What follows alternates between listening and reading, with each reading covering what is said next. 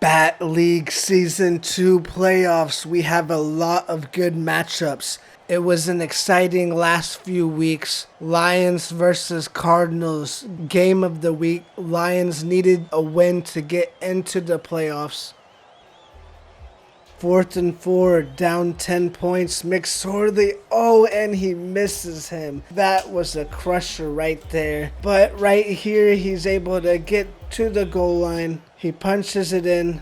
Let's go! Then he gets an interception. Derwin James. Lions clawed and scratched his way back to a tie game. Goff scrambling to the left, and he chunks it right over the flat.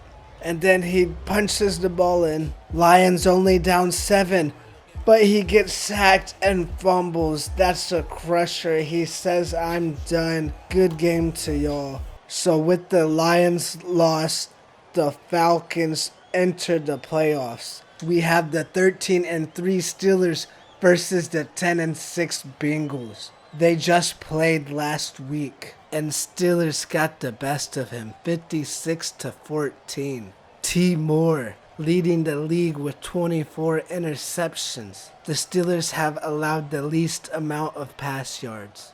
No surprise with players like Alexander and White, Amos and Hyde. The Bengals have completed 50% of their third downs. That's 6th in the league. TJ Watt is unstoppable. They've forced 6 fumbles. That's 3rd in the league. Burrow has been conservative at times, but he's been able to put up yards. Ronald Jones doing solid along with 2,000-yard receivers. Then we got the 12-4 Diablos versus the 10-6 Bats. Marlon Humphrey and Marcus Lattimore lead the league in least yards allowed. They don't lead the league in passing touchdowns this year, and they don't even have a 1,000-yard receiver. But Sanders has been able to do it on the ground. Hopefully Khalil Mack and the Bats can stop Sanders. The Bats are 2nd in fumble recoveries. So let's make Sanders fumble. Metcalf has also been solid. He's been receiving, he's been rushing, and he's passed too. And the defense is led by Roquan Smith and Kenny Moore, who got mossed early on, but he bounced back. And he's starting to have a breakout season. Will he be a superstar? Because he's making superstar plays. Then we have the 12-4 Ravens versus the 11-5 Broncos. Jamarcus Russell with 68 passing touchdowns, leading the league by 13. That's crazy. And only 37 picks. They also lead the league with 55 sacks. Their front 7 is phenomenal. Fletcher Cox, Von Miller, Josh Allen. Look at them just doing work right here. And don't forget about Duggar. His superstar running back didn't get 1,000 yards, but he has 3 receivers with more than 1,000 yards. That's crazy. The Broncos have Nick Chubb, 99 overall, and Justin Herbert. Herbert doing pretty good. Chubb actually doesn't have that many yards, but he has 2,000-yard receivers. People must be selling out for the run, and then they leave the pass wide open. And then we have the 16-0 undefeated Jets. I don't really like to see people go undefeated, unless it's me, of course. But we have to give Jets his props. He has Joe Mixon, Mr. 2K, 99 overall. Trust, hasn't fumbled all season. Look at Mixon's run game. That's crazy. 2,258 yards. And Monte Nicholson leading the league in interception return yards. Jets, 42.8 points per game.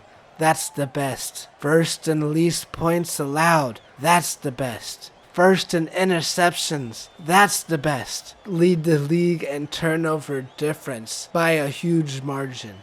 And then in the NFC, we have the 13-3 Saints versus the 9-7 Falcons. Patrick Mahomes leading the league in pass yards. And Marquise Hollywood 2K Brown top of the league in touchdowns. The Saints have the most yards of any team. Cam Akers, he was the rookie of the year. He had 2,000 yards last year, but now he has failed to get 1,000 yards in the sophomore slump.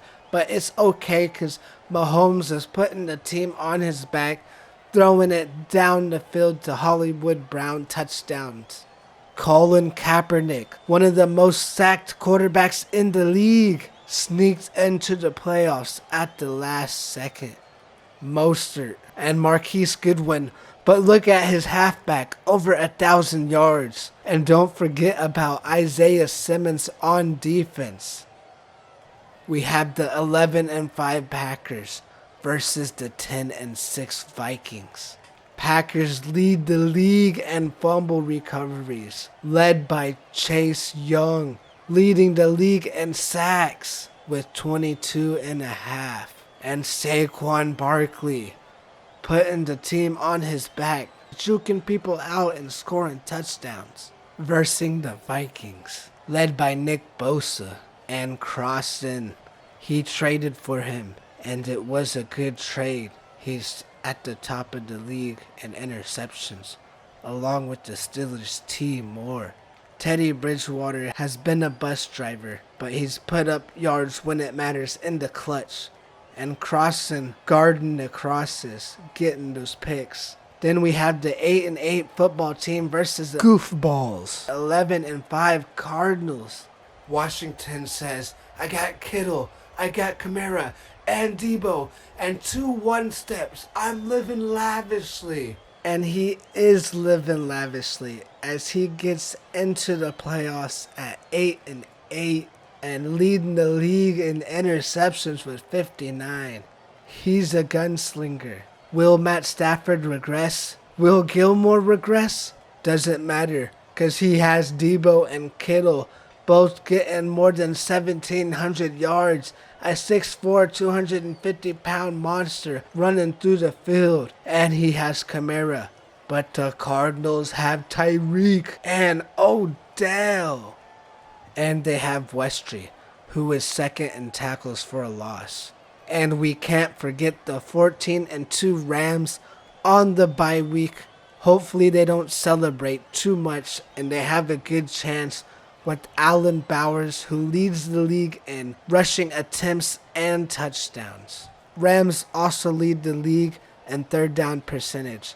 He has Russell Wilson, but he hasn't needed to use him. Thanks to the Browns, we have a mutt draft tourney for non-playoff teams.